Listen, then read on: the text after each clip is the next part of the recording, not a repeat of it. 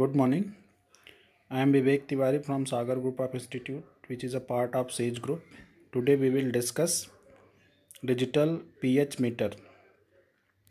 In industries for various applications such as to measure pH values of wastewater, water and any kind of solution, we are using this meter. This meter is used to find alkalinity or acidity of any solution. Generally, pH is a measure of alkalinity or acidity of any aqueous solution. Acid or substance which dissociate to release hydrogen ion, and base are the substances which dissociate to release hydroxyl ion.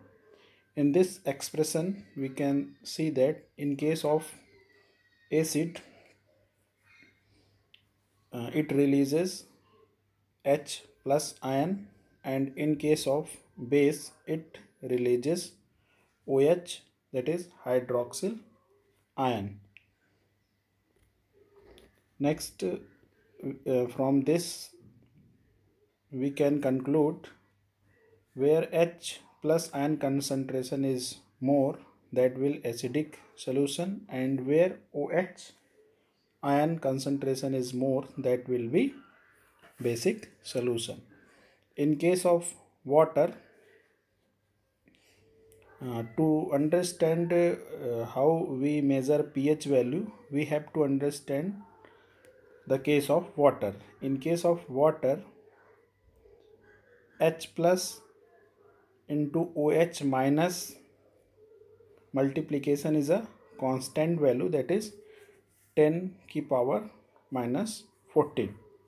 So this will help to calculate any other solutions pH value. We will see in next slide how we will measure any solutions pH value with the help of this expression.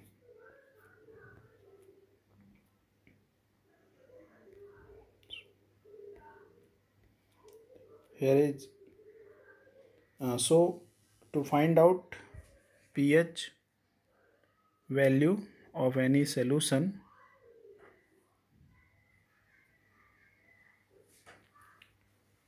we need to take its log.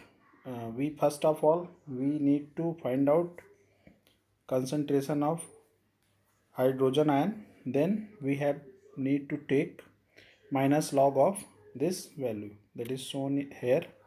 The main formula to find out pH is minus log 10 H plus.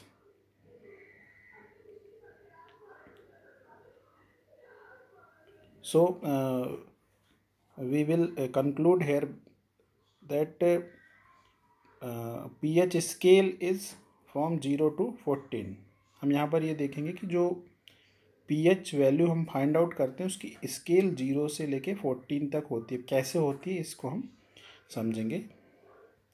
Suppose in any solution hydrogen ion concentration is given by 10 की power minus 14. यहाँ पर हम देख रहे हैं कि कोई हमारे पास सोल्यूशन है जिसमें हाइड्रोजन आयन का कंसंट्रेशन हमें 10 की पावर माइनस 4 दिया हुआ है. तो हम इस वैल्यूज़ को फॉर्मूले में रख देंगे, जो कि है हमारा pH is equal to minus log 10. तो यहाँ पे हमने वैल्यू पुट कर दी माइनस 10 लॉग 10 की पावर माइनस, सॉरी ये 14 होना चाहिए था, दिस शुड बी माइनस 14. तो हमारे पास जो pH की वैल्यू आएगी वो कितनी आ जाएगी 14. Then if we want to find out OH, then we have a formula. हमारे पास एक फॉर्मूला है, हमने देखा था कि H plus OH plus water के लिए जो मल्टीप्लिकेशन होता है वो 10 की पावर माइनस 14 होता है.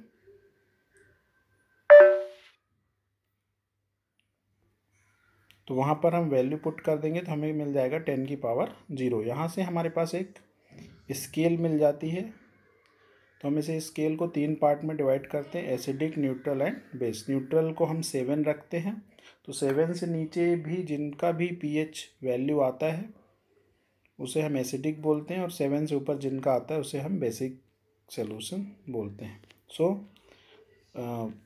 न्यूट्रल के केस में जिसे हम वाटर बोलते हैं 7 है, तो यहाँ पर हम एक ग्राफ है जो अगर 7 है तो वो न्यूट्रल होगा, और 7 से 14 के बीच में है तो बेस होगा, और 0 से 7 के बीच में है तो एसिड होगा। फॉर एग्जांपल हमारे पास कोई सोल्यूशन है, उसका H प्लस दिया है 10⁻⁻12, तो इसको हम इसका pH फाइंड आउट कर लेंगे, तो फॉर्मूले में रखेंगे तो हमारा pH मिला 12, तो इसका मतलब ये बेस है। अगर हम इस सोल्यूशन में OH फाइंड आउट करना चाहें तो हम वाटर के फॉर्मूले में रख देंगे, तो हमें OH की वैल्यू मिल जाएगी 10⁻²।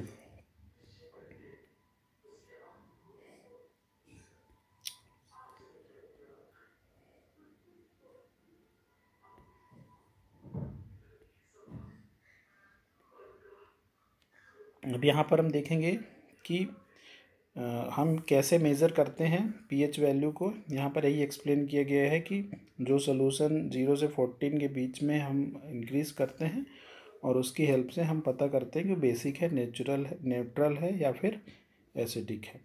तो मेनली हम यहाँ पर 2 इलेक्ट्रोड यूज़ करते हैं इसे मेज़र करने के लिए।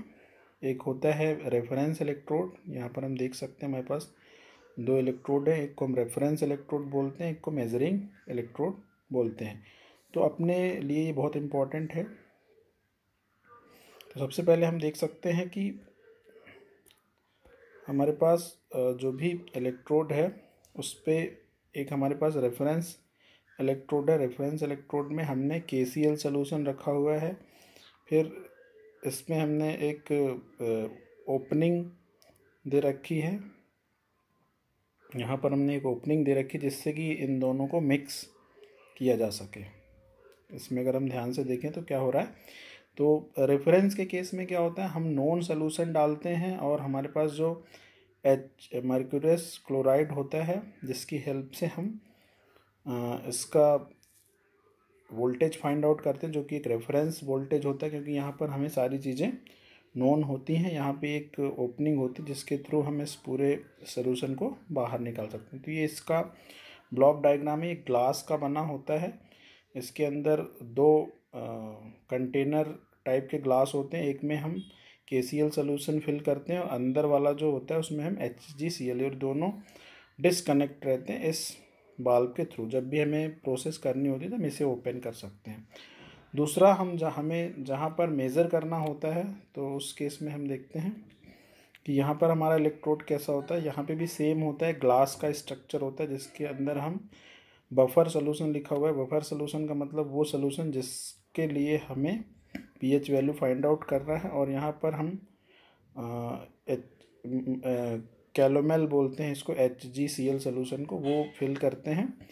अब यहाँ पर भी एक ओपनिंग होती है और यहाँ पर हमारे पास एक pH सेंसिटिव टिप होता है, pH सेंसिटिव टिप होता है, तो जो कि इसकी pH वैल्यूज़ को वोल्टेज के फॉर्म में कन्वर्ट करता है। तो यहाँ पर हम देख सकते हैं कि यहाँ पर हमारे पास एक अननोन वोल्टेज मिलेगा और यहाँ पर हमारे पास एक नोन वोल्टेज, क्योंकि हमें इसके बारे में पूरी जानकारी होती है। तो दोनों के डिफरेंस से हम ये फाइंड आउट कर सकते हैं कि कितना वोल्टेज डिफरेंस आया, और उसकी एक हम स्केल बना के हम फाइंड आउट कर सकते हैं कि या तो हम उस पोटेंशियल को मेज़र करके उसको pH के फॉर्म में कन्वर्ट कर लें, और अपनी जो भी स्केल है 0 से 7, 7 से 14 उसमें किस बीच में लाई करता है उसके हिसाब से हम बता सकते हैं कि जो भी हमारा सॉल्यूशन है वो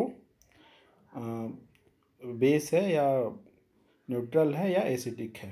तो वर्किंग में हम यही करते हैं कि रेफरेंस इलेक्ट्रोड का वोल्टेज मेज़र कर लेते हैं और मेजरिंग इलेक्ट्रोड का वोल्टेज फाइंड आउट कर लेते हैं, दोनों का डिफरेंस निकाल लेते हैं, और उस डिफरेंस की हेल्प से हम उसे या तो पोटेंशियल फॉर्म में निकाल लेते हैं, फिर बाद में उस पोटेंशियल का यूज़ करके pH निकाल सकते हैं, या फिर हम डायरेक्ट कोई स्केलिंग करके pH वैल्यू को रीड कर सकते हैं। इसके अलावा एक मेथड होती है लिटमस पेपर मेथड, जिसमें अगर हम किसी लिटमस पेपर को एसिड में डुबाते हैं और ब्लू से रेड होता है तो एसिडिक सोल्यूशन कहलाता है। और दूसरा, अगर हम रेड ब्लू में कन्वर्ट होता है तो वो बेस सोल्यूशन होता है।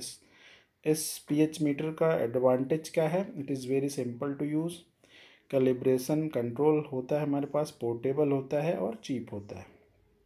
डिसएडवांटेज क्या है? चूँकि ग्लास का बना होता है तो थोड़ा सा इसे हैंडल करना टफ होता है और कोरिजन हो सकता है, तो बार बार इसको साफ़ करना पड़ता है और इन्वायरमेंट इसे अफेक्ट कर सकता है। तो ये इसके कुछ डिसएडवांटेज होते हैं।